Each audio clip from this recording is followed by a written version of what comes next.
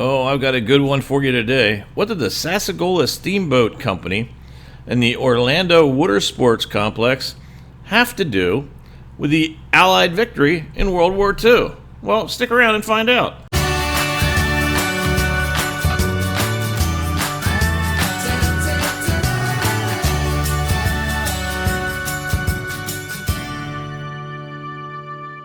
Okay, so if you didn't read the title or, stumble onto this video somehow, you already know that it's their parent company, Craft, that ties them all together.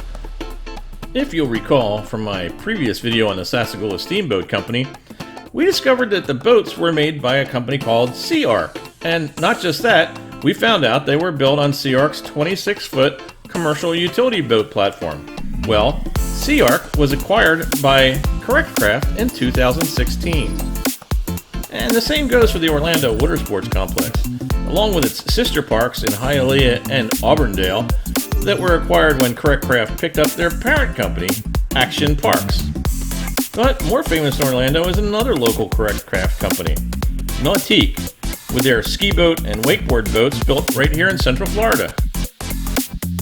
But I want to go back in time, back before Craft had their beautiful new facility in order to move out of their cramped quarters in Edgewood.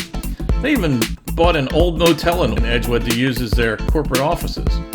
We need to go back past the opening of that Orange Avenue plant in 1966. We need to go back to whoa, Gene, it's doing it again! Just hit the Control, Alt, Delete, and the red button. Oh, okay, I did that, but it's still stuck on Florida. How do I get it to go to New Hampshire? Hit the blue button and type NH. Okay. Walter C. Melloon was very involved with church life in the small town of Ossipee, New Hampshire, even serving on the board during the incorporation of the Ossipee YMCA. But Walter was a boat builder from a family of boat builders, and he was all about speed. In 1919, he built a true speed boat, sporting a Ford Model T engine and fitted with an aircraft propeller. It certainly had to be one of the fastest boats on New Hampshire's many lakes. Well, deciding to get in on the Florida land boom, he packed up his wife and kids and headed for the Sunshine State.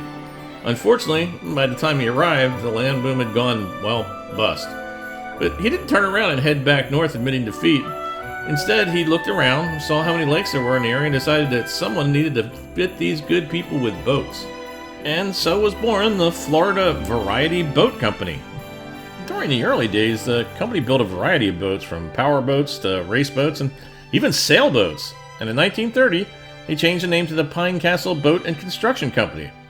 But even that name didn't last long. Walter dreamed bigger. After Walter, or WC, heard a radio advertisement explaining the correct heel for your shoe, he thought, why not the correct craft for you? And the name was changed to Craft. The company grew as its reputation spread, even staying afloat during the Depression. There was always something new coming out of Craft in Pine Castle, Florida. And as the area grew, so did the company. In 1942, in an effort to assist in the war effort and hopefully get some military contract work, they opened a second factory in Titusville where they could manufacture larger craft. Some large Florida companies have become even larger with multiple orders from the War Department. Some tiny companies like Gibbs Boat Building out of Jacksonville had scored big with a contract for naval tugboats. Bill France, a gas station owner and mechanic, closed down his local station to go to work building sub-chasers and rescue boats for the Navy at the local Daytona Beach Boat Works. Originally from Washington, D.C., France was moving to Miami when his car broke down in Daytona, and there he stayed.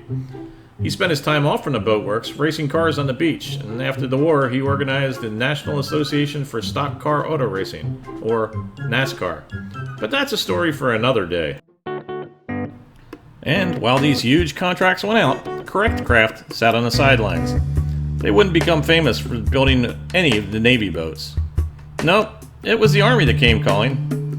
And it was after D-Day, long after D-Day, and the Army needed boats. And Ike made the call. As combat engineer Oscar Friedenson said, "We did know we were winning the war because we were always moving east.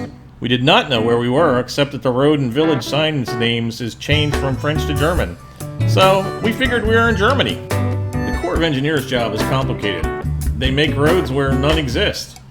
They make sure that an area is clear of mines and safe for troops to move. They blow stuff up, and they have to get troops across water. Where Oscar and his fellow engineers were was approaching the Rhine River, the last obstacle before Berlin. The Rhine's a big river in the heart of all Germany, and it was going to take a lot of soldiers to take and keep. And a lot of soldiers meant a lot of boats, and the Army wanted the correct craft to make them, and make them fast. On Friday, February 9th, 1945, the correct craft plant was closed. Their production schedule only showed them producing 48 boats this month. Its management was attending a funeral of a close business associate at the church across the street. At the end of the service, they were greeted by their watchman. He told them the phone had been ringing all day. The Army Corps of Engineers was trying to get a hold of them. They gotten calls from the district office in Jacksonville, the division office in Atlanta, and the chief's office in Washington, D.C. Contacting all three Army offices, company officials found out that they all wanted to know the same thing. How many Army storm boats could correct craft make by February 28th, all with a AAA preference rating? After talking it over with the family, Ralph Melloon, the son of W.C. and now the company's president, decided to settle on 300 boats. And that Saturday was used to prepare the layout and produce the jigs that would be needed. And that Sunday, they were closed, as was their usual custom to allow the Melloon family and their workers to attend church services. On Monday, they went about increasing their help from 60 to 320 men. The government labor expediter suggested working 7 days a week, seeing that those extra 3 days would be critical in completing the task. But Ralph Melloon refused, upholding the company policy not to work on the Lord's Day. On Monday, 1 boat was built, followed by 3 on Tuesday, and 7 on Wednesday. And on Wednesday, they even held their regular chapel service. 3 days had gone by, but only 11 boats were built. Wednesday night, Ralph's brother Walt came up with an idea for a new machine and 1 change on the present jig. Then they went about finding someone to make that machine. Meanwhile, the change in the jig immediately increased their output. 13, then 17, and then 21 boats over the next 3 days. But with 6 days behind them, they'd only built 62 boats. Sunday, they again took off, but Monday, the new machine was in place. On Wednesday, the colonel flew down from Atlanta and was astounded to see storm boats piled everywhere. By this time, they were up to 42 boats a day. They held their regular Wednesday chapel service, and the colonel was invited to address the assembled men. He stood on a work table set up in the middle of the closed-down Orange Avenue. "Men," he said, "you've done a marvelous job. I want to compliment you. I've just flown to the 3 other plants in the north on the same job, and all of them together are not doing what your men are doing." Trucks and airplanes were traveling all over the U.S. to get supplies to keep the process going. Many times the materials arrived just as they were running out. On Saturday, the 24th, they stood and they watched as the train hauled away all 306 completed boats. The day before, the chief engineer had called and asked if they could build another 100 boats, since some of the other contractors were falling behind. Ralph agreed, and those extra 100 boats were also finished ahead of time and ahead of schedule. Ralph Melloon expressed his faith in God as the reason for this miracle in boats. Not only did correct craft meet the original goal, they made 100 boats to spare, and for their service, they were presented with the Army Navy E for excellence in production. And their work led to contracts with the Army Corps of Engineers years after the war. But that's another story for another time.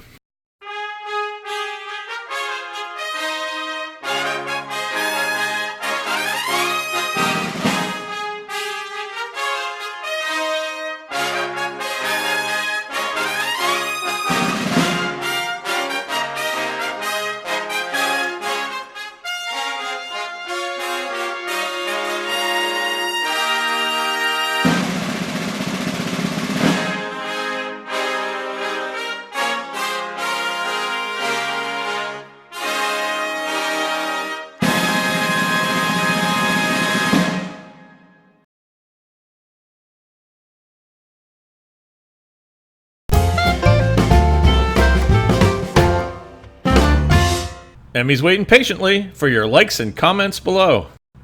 I too hope you enjoyed the video and you'll consider giving it a big thumbs up.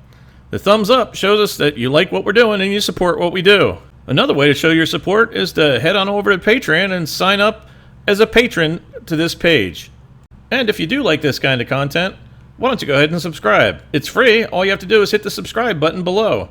And remember, when you do subscribe, don't forget to click on that bell icon. That way you'll be notified the next time I upload a video. Thanks for watching. I'll see you next time.